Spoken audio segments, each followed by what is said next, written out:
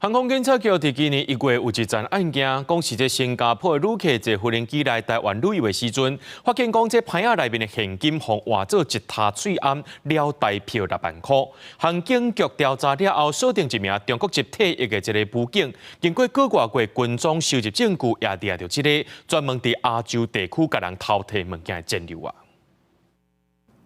伫香港飞来台湾的飞行机顶，监视画面翕到一个查甫人伫咧当座位顶面基层的行李，佮趁机会偷摕他人的财物。警方伫飞行机降落桃园机场了后，逮捕涉嫌的嫌犯甲共党涉嫌嫌犯到案，现场查考身台票、美金、人民票、港票、甲信用卡等相关证物。